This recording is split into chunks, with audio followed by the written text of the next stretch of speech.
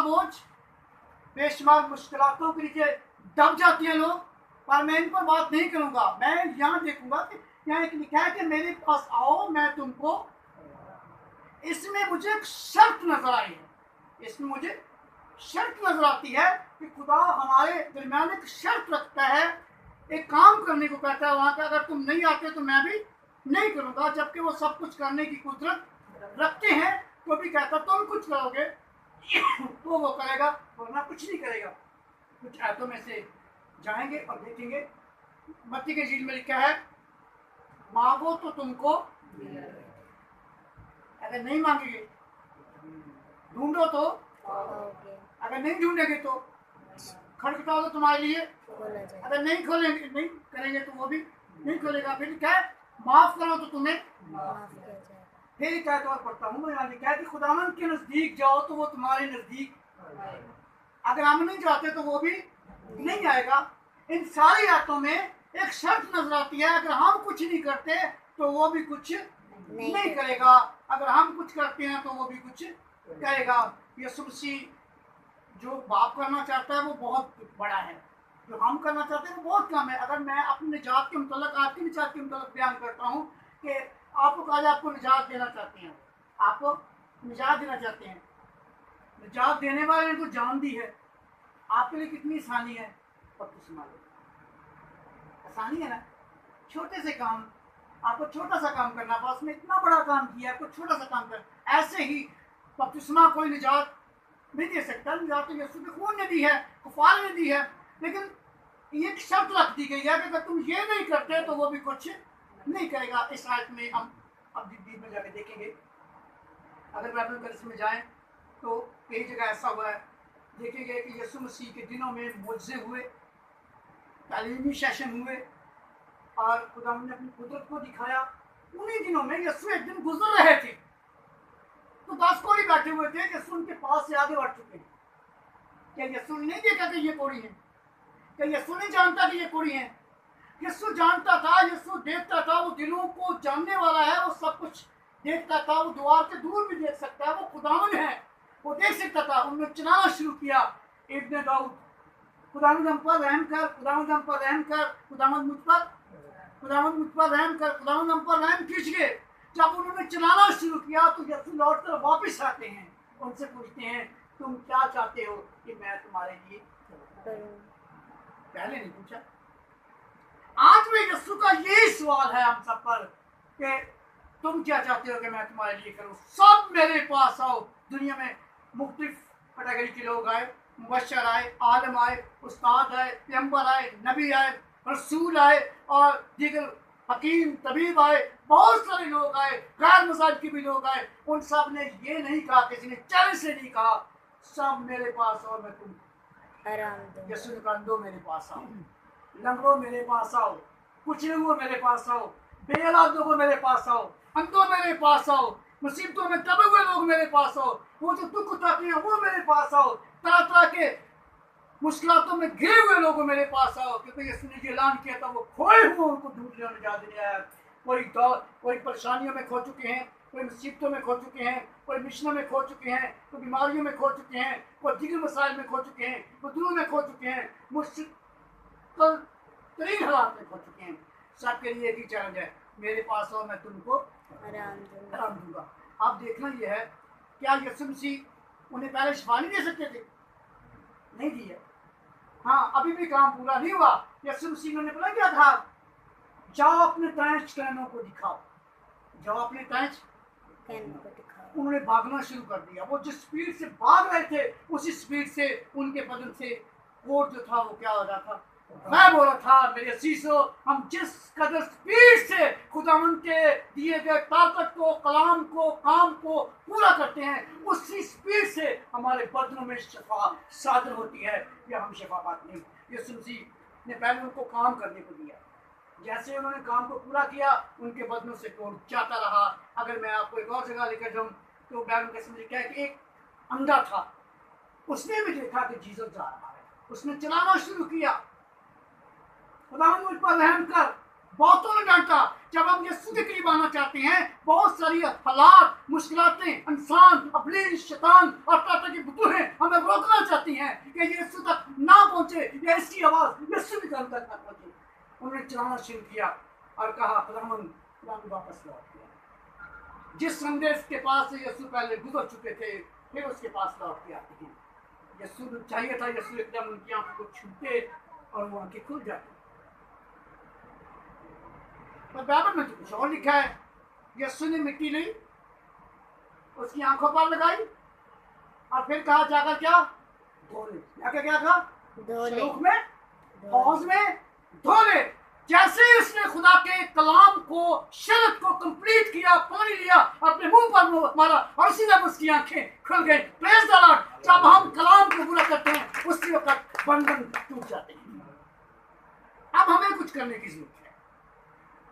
और भी बहुत सारे जहाँ से मैं सिखाने की कोशिश करूंगा कि अब हमें कुछ करने की जरूरत है।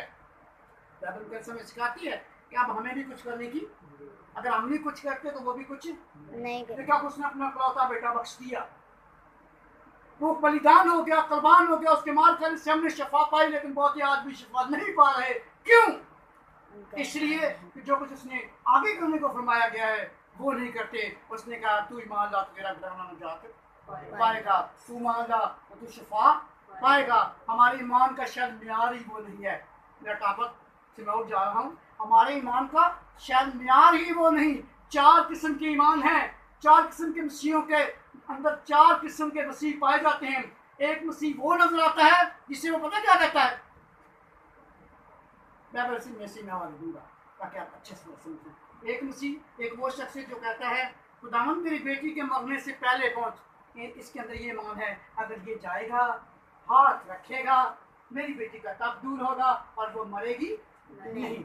इसका ये ईमान है। और दूसरी कैटेगरी में तो वो कहती है मैं तो उसका किनारा ही छू लूंगी तो अच्छी हो जाऊंगी।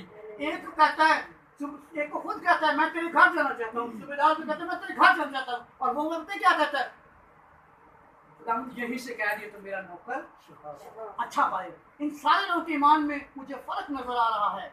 एक वो है जो क्या कहता है खुदावन तू जहाँ कहीं भी जाए मैं तेरे साथ जाऊंगा, या अमान की और भी चीजें नजर आएंगे आपको बैबल इसमें से कि लोग मुख्तलिफ ईमान में नजर आते हैं। लोग मुख्तलिफ 100 गुना 30 गुना 60 गुना ईमान में लोग नजर आते हैं। मैं चाहता हूँ कि हम लोग कलाम के उस म्यार तक पहुंचे। जब यीशु मसीह ने कहा था कि मटकों को पानी से भर दो, मटकों को क्या उन्होंने थोड़ा कम रखा? लिखा लबालब भर दिया। जब मटके फुल भर दिए गए तो वो मैं में तब्दील हो गए। हम जब कलाम के म्यार पर उतरते हैं तो मौजा जारी है। जब म्यार से नीचे होते हैं तो मौजा नहीं होता। खुदावंद को ये म्यार चाहिए कि हम जो बताया गया उसके म्यार के मुताबिक आएंगे तब मुझसे जाएंगे।